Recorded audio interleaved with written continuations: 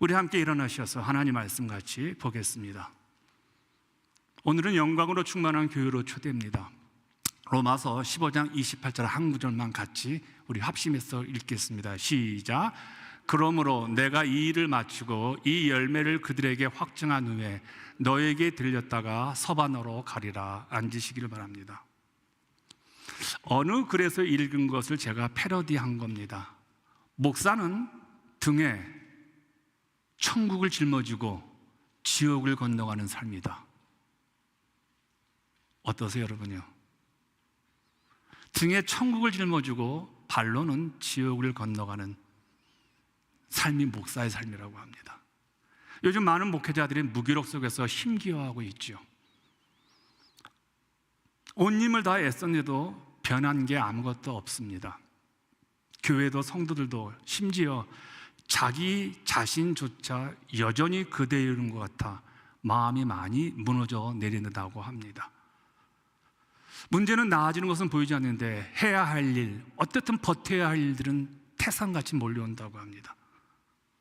동역자들과 리더들 사이에 크고 작은 갈등들이 가슴을 짓누르고 심장을 벌렁벌렁하게 만들고 점점 더 홀로 남아있는 외로움과 은퇴한 후의 불안한 미래라든지, 그러다 보니까 오늘 사역에 대한 회의와 영혼을 지쳐가게 만든다고 합니다. 어느 목사님의 글을 읽으면서 제가 웃었습니다. 얼마나 더 좋아지려면 이렇게 힘들어야 할까? 얼마나 더 행복하려면 이렇게 아플까? 교회라는 내 평생의 직장이 날 행복하게 만들 줄 알았는데, 그래서 나를 고용한 줄 알았는데, 지내고 보니 나는 그냥 늘 교회 사고 처리반이고 성도들의 감정 쓰레기, 욕먹는 쓰레기, 비난하는 쓰레기, 거기에 소속되어 있는 것 같다. 시키는 건 많은데 보상은 없고, 퇴근하고 싶어도 늘 교회 일에 휘달려 보니까 언제 정시에 퇴근한지 모르겠다. 근무 조건은 무한인데 복리후생은 한숨뿐이다. 제가 웃었어요, 이 글을 읽고요. 예전에 제가 젊은 전도사 시절에 꽤 유명했습니다. 한국교회에서요. 바포라는 최일도 목사님 그 사역에 제가 동역자였습니다.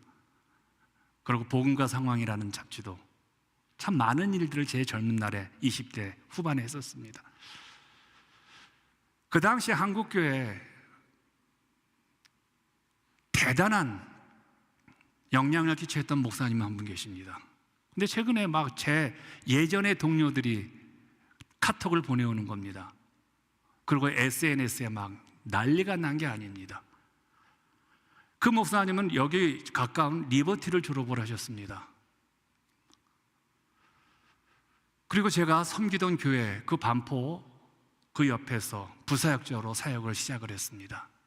그리고 제가 다니던 MD부, 소위 말해서 한국에서 가장 개혁적, 선구자적 그런 합신신학교에 강사로 오셔서 설교학을 강의를 하기 시작했습니다. 그가 내놓은 그의 트레이드마크가 하나님의 열심이었습니다. 그분으로부터 이 단어를 두고 저는 평생 인간의 열심이라는 단어보다 하나님의 열심이라는 표현을 자주 종종 쓸 정도로 그분에게 매력을 느꼈습니다. 그의 책을 거의 다 읽었습니다. 그리고 미국에 유학 오기까지 제가 섬기던 교회 수요예배를 나가지 아니하고 제 아내를 끌고 이 목사님 목회하는 30분 운전해가지고 그 목사님의 설교를 듣고 은혜를 많이 받았던 이 목사님입니다. 어쩌면 지금의 내 설교 논리는 그분의 설교와 책을 통해서 꽤 영향력을 받았다고 해도 과언이 아닙니다. 당시 제가 섬기던 교회 청년대학교에서 그 목사님을 종종 부흥의 강사로 모셔서 그분과 좋은 교제를 나누고요, 그분을 참 많이 좋아했던 저였습니다. 그런데 그런 분이 최근 한국교회의 비리의 중심에 섰습니다. 원로 목사가 되어서 은퇴하고 난 다음에 한 달에 2번 정도 설교를 하면서 자신의 수행비서였던 목사님을 후임으로 내정을 했습니다. 그런데 후임이 된 자기의 수행비서였던 목사에게 너 나가라, 내가 다시 목회하겠다, 후임과 전임 목사의 갈등은 이 한국교회가 갖고 있는 원죄인 것 같아요.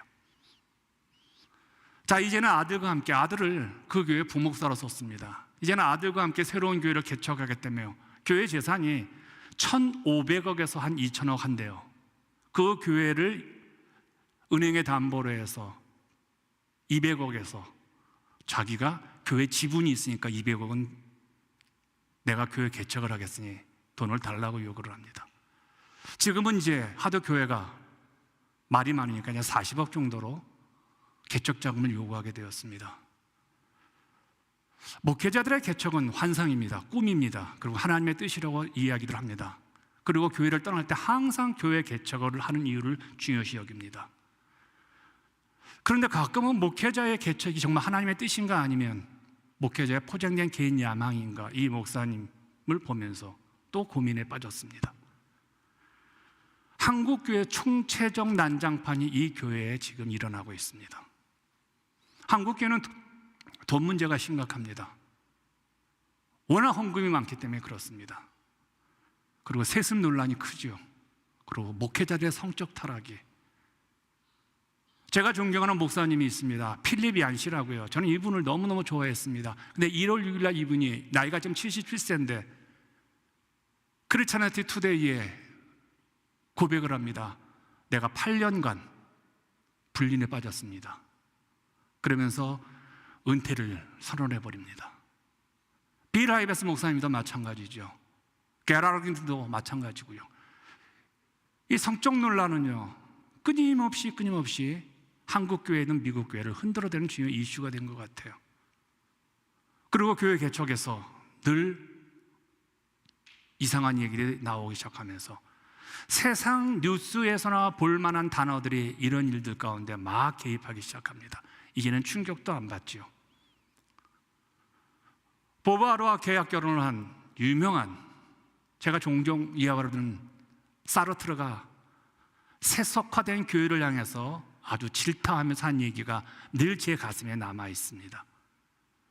교회가 내게 가르쳐준 요즘 유행하는 하나님 안에서는 내 영혼을 기다리고 계신 하나님을 나는 믿을 수가 없고 그 하나님 안에서 안식할 수가 없다. 내게는 창조주 하나님이 필요한데 내가 신자들로부터 소개받은 것은 거대한 사업가였다.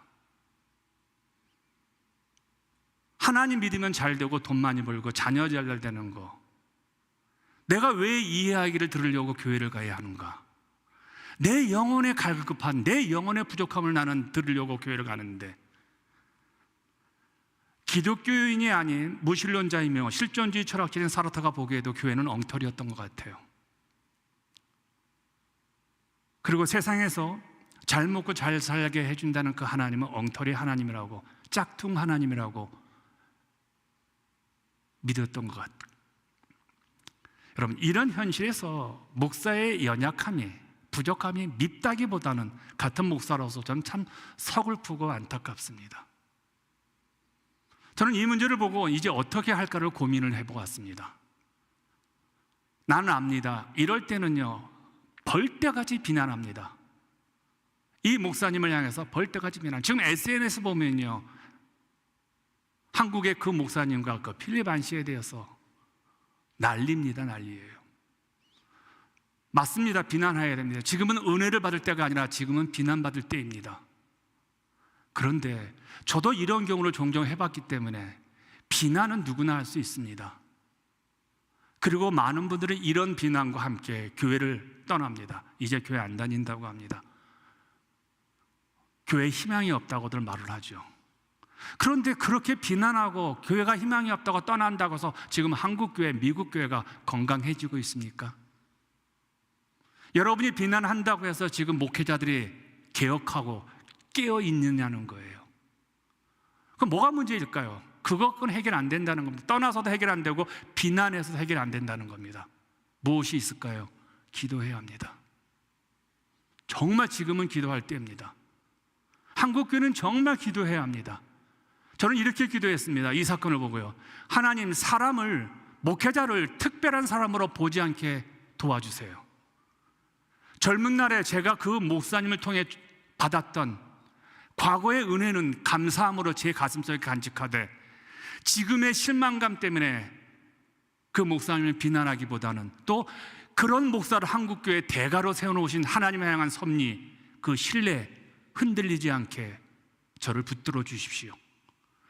주님, 이 사건을 이래 앞으로 한국교회가 또 어려움에 처할 텐데, 한국교회 그 아픈 과정을 통해서 사람이 아닌, 슈퍼스타가 아닌 오직 우리 주 예수 그리스도만 바라보는 법을 다시 기본으로 돌아가 배우게 해 주십시오.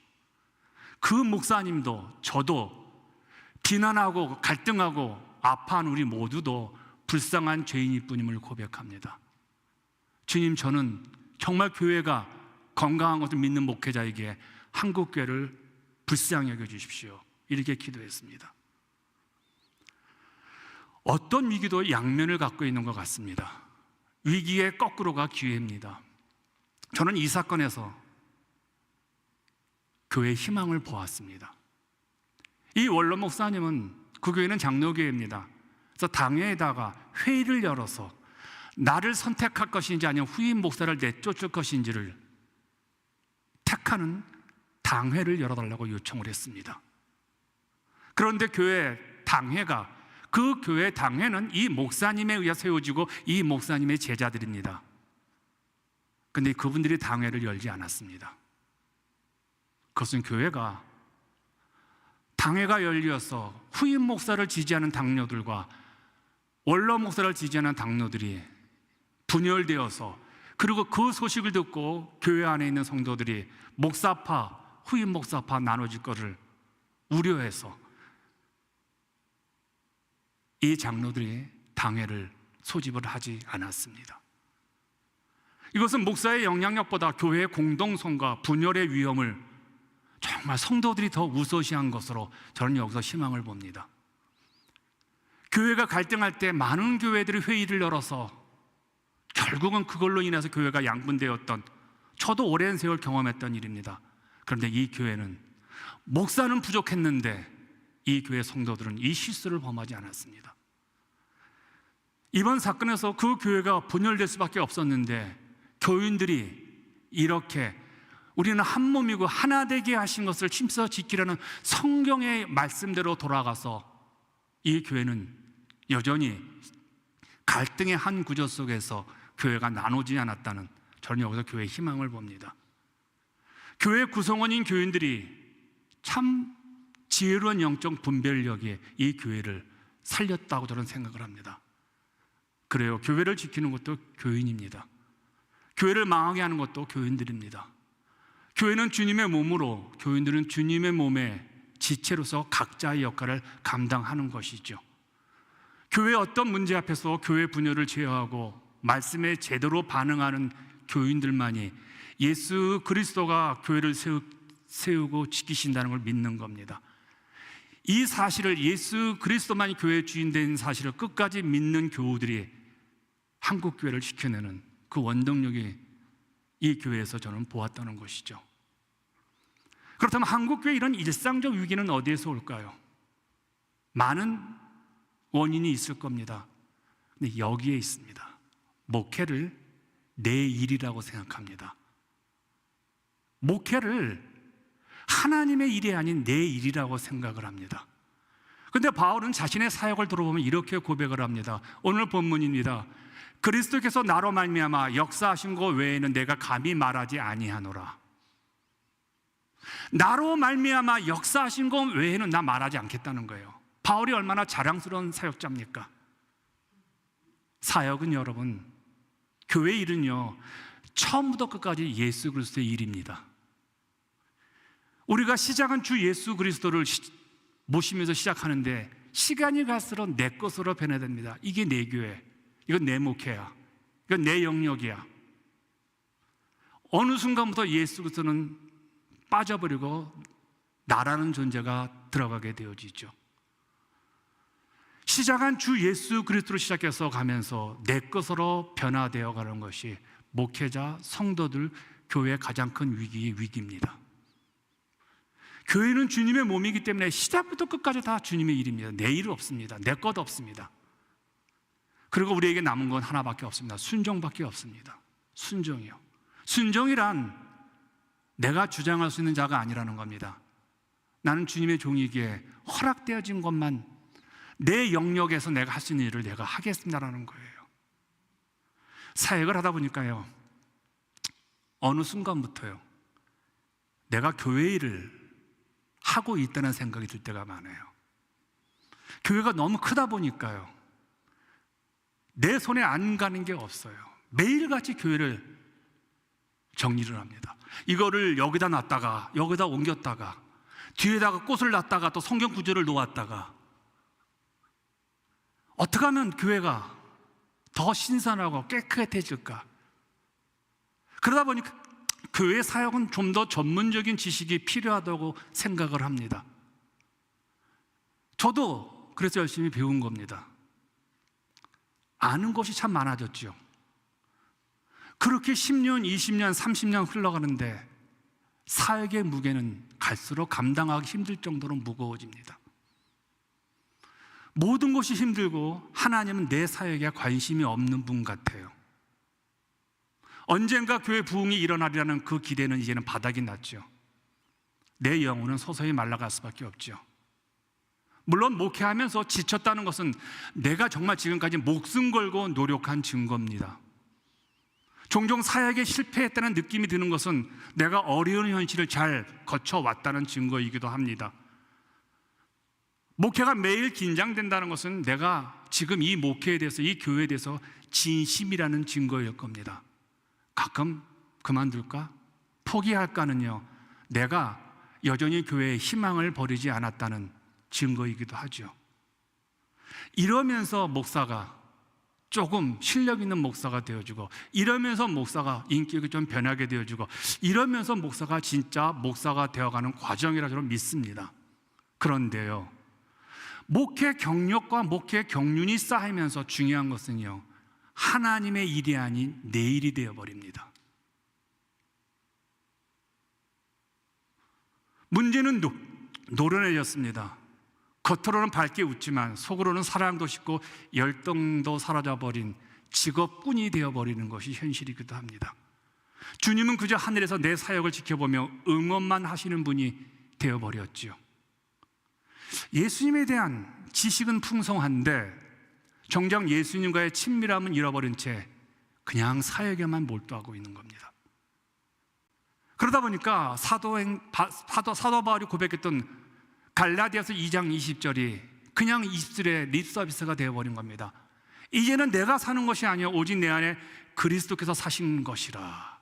나는 죽고 예수로 산다는 것이 그냥 말은 하는데 정말 그렇게 우리가 신앙생활을 하고 있느냐는 거예요. 여러분, 죽으셨습니까? 정말 예수로 살고 있느냐는 거예요. 믿음이 저지르는 잘못 중에서 믿음이 우리에게 용납되지 않게 하는 것은 뭐냐면요, 예수가 죽고 내가 사는 거예요. 내가 죽어야 되는데 우리 항상 예수님 좀 가만히 계세요. 예수님 좀 가만히 계세요. 지금 제가 이거 해야 되는데요. 이게 가장 큰 실수라는 겁니다. 우리에게 지금 필요한 것은요, 우리 자신이 애쓰지 않냐고 주님께서 친히 일하시도록 좀 내어버린 여유감입니다. 저도 그 여유가 없었어요. 문제를 해결하는데 급급하다 보니까 하나님 일하시는 공간이 자꾸 내 공간이 되어버렸습니다. 요한복음 14장 12절에 주님이 이렇게 말씀하십니다. 나를 믿는 자는 내가 하는 일을 그도 할 것이요 또한 그보다 큰 일도 하리니. 이게 우리의 믿음인데 지금 우리가 예수님보다 큰 일을 하고 있느냐는 거예요. 제가 예수님보다 큰 목회를 하고 있느냐는 거예요.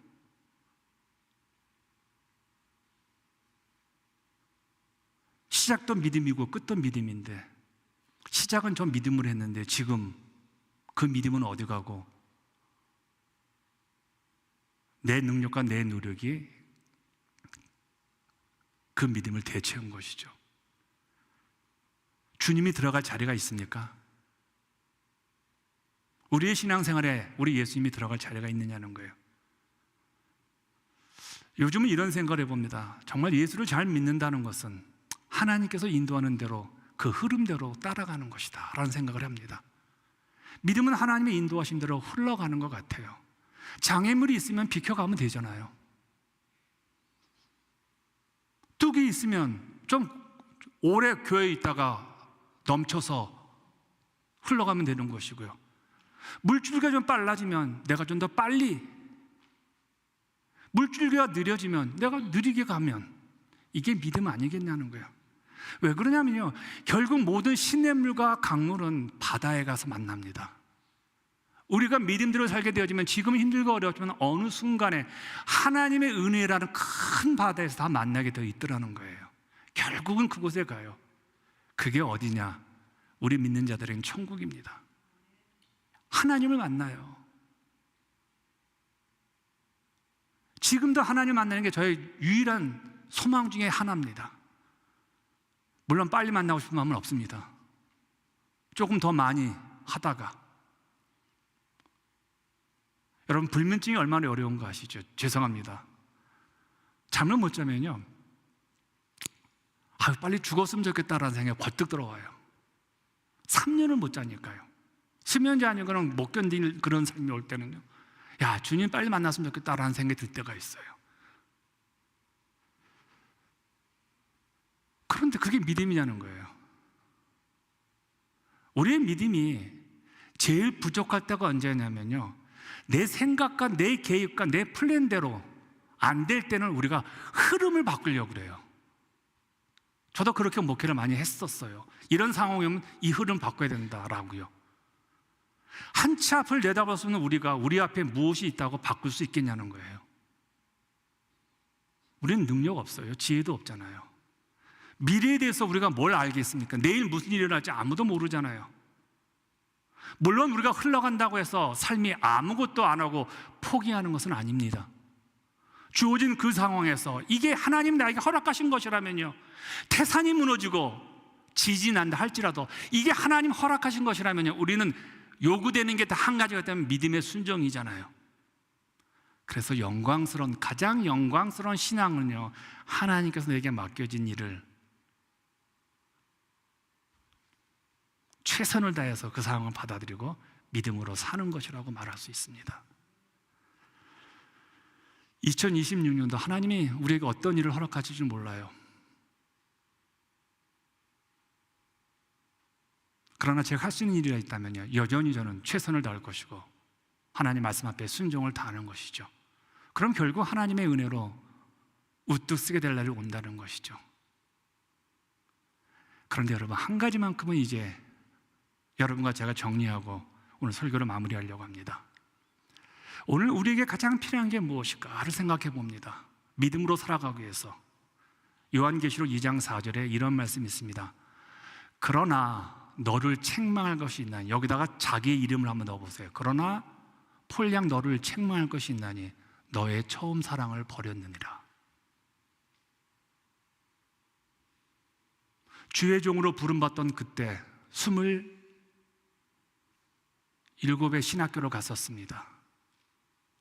그때는요, 얼마나 하나님 사랑하고 예수 그리스도 사랑에 저를 흥분케 했는지 모릅니다.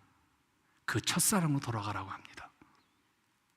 첫사랑으로 돌아간다는 말은 어떤 의미입니까? 나를 부인하는 거예요. 그리고 예수만 인정하는 겁니다.